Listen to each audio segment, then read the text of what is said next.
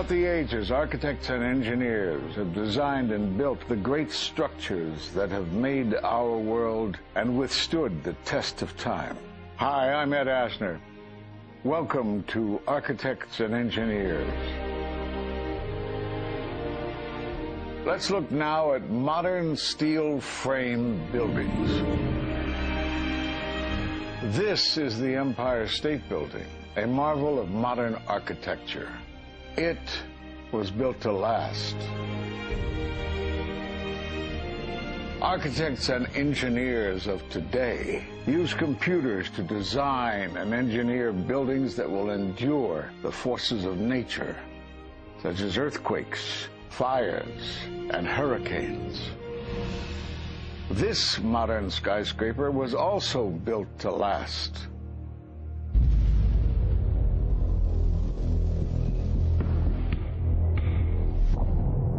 We've seen buildings completely destroyed like this before, but only when done intentionally. Danny Jowenko is the expert on this in Europe. What did he say? Dit is controlled demolition. Zeker weten. Zeker weten. Er is nagesprongen. Dit is in opdracht gebeurd. Dit heeft een team gedaan van experts. Let's compare. Explosives are used to demolish buildings like this in just seconds. Okay, so it's a controlled demolition. What's the problem with that? Well, it happened on the afternoon of 9/11 at the World Trade Center. Let's just think about this. Controlled demolitions cannot be engineered and rigged in a day. It takes months. And therefore, this event must have been planned in advance. Keep your eye on that building as it's coming down. The building is about to blow up. Moving back. We are walking back. There's a building about to blow up. Did they actually use the word brought down, and who was it that was telling you this? The fire department, and they did use the word, we're going to have to bring it down. And these people heard explosions. We heard this sound that sounded like a clap of thunder.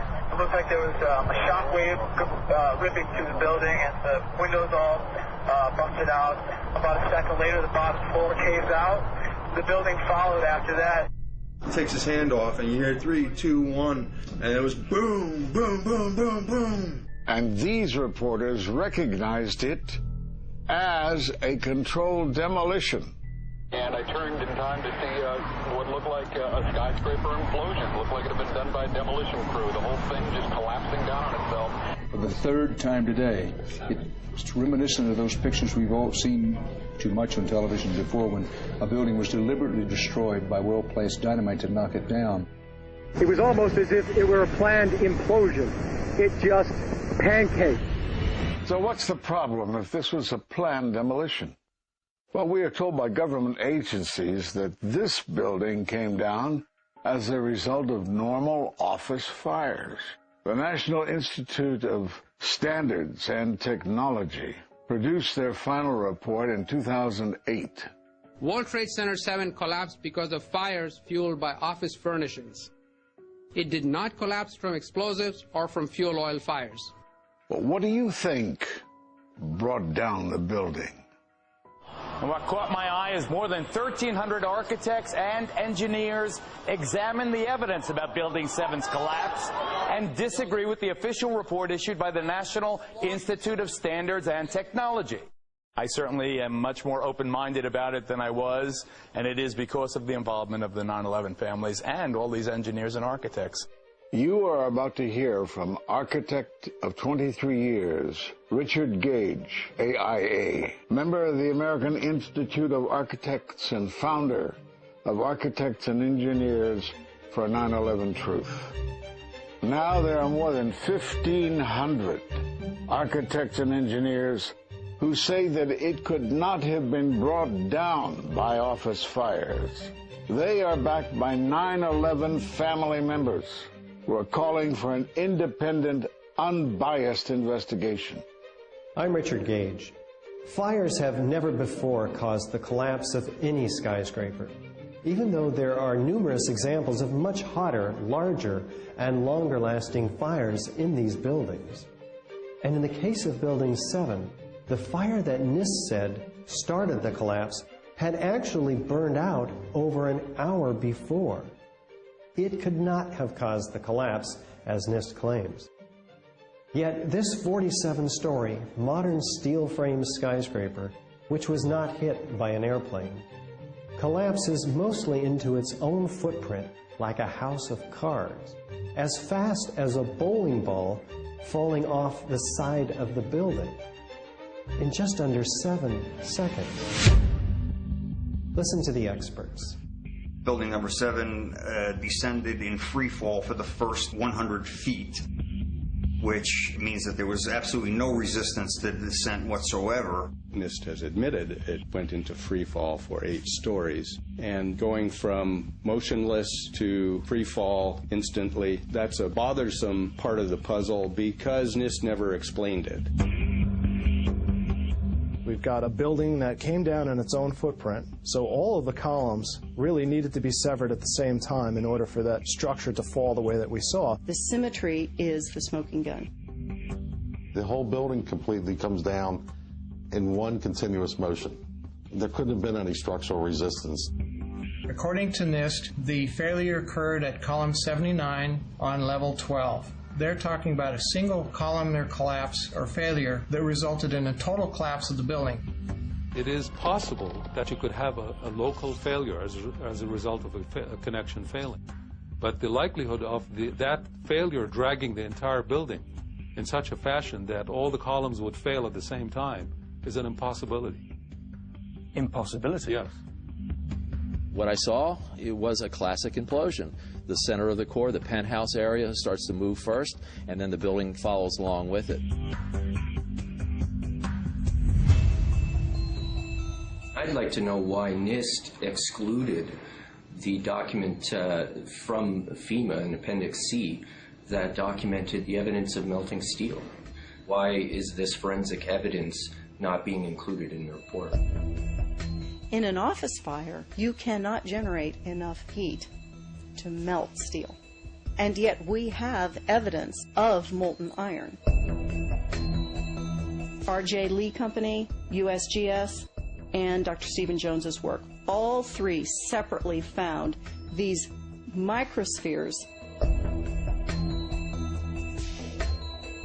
In the dust, we found what we characterize as unreacted thermitic material in the shape of some very tiny red-gray chips, which have different properties, and in the reaction they produce molten iron, which is the prime indication of a thermitic reaction. And such a reaction can be used to destroy steel structures.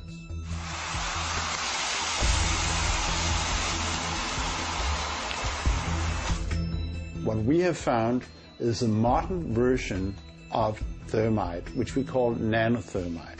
There were these iron microspheres present in all of the dust samples that needed to have been formed in extremely high temperatures.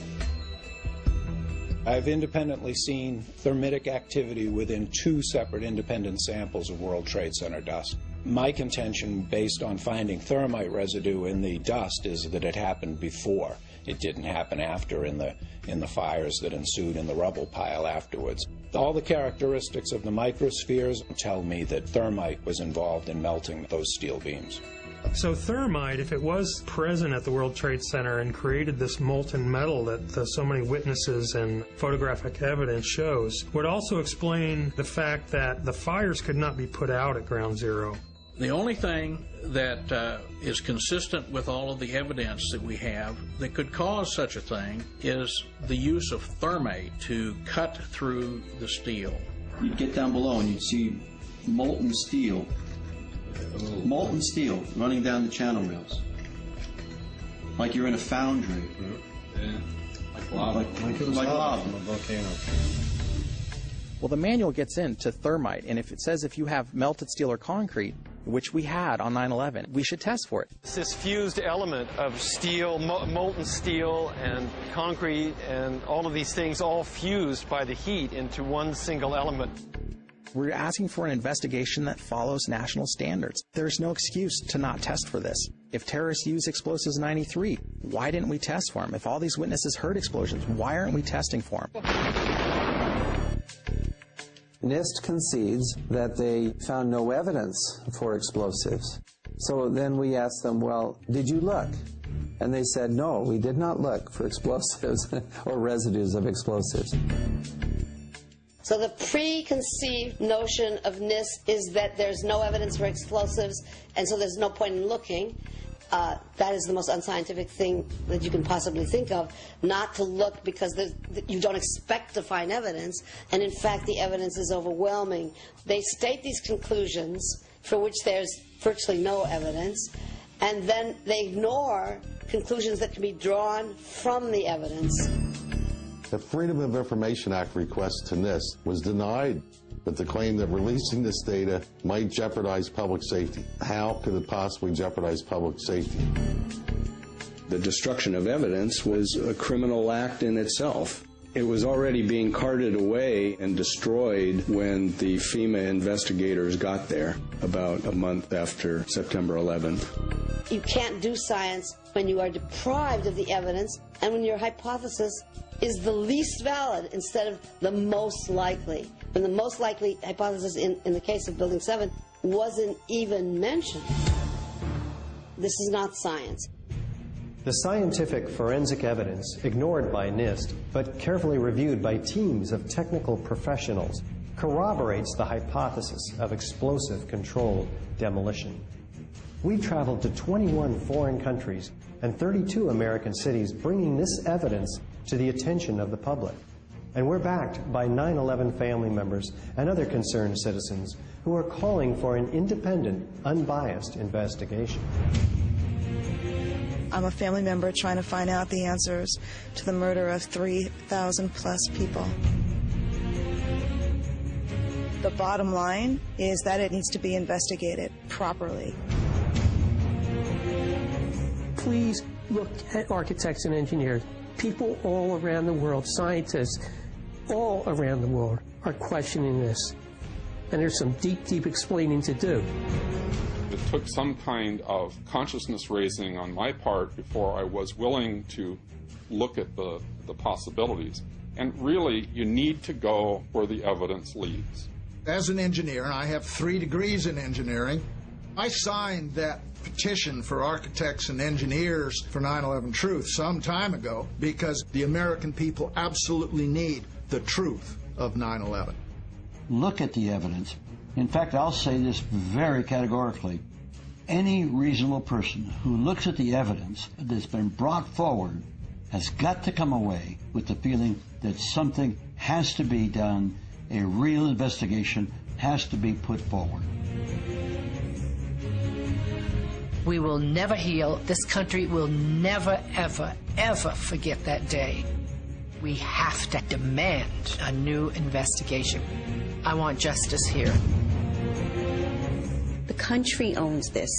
We were all victims. You all should want answers. It's not just ours, not just mine. We all lost something that day. It's distressing for everyone to come to terms with this evidence, but we must pursue the truth wherever it leads. Look at the evidence and decide for yourself.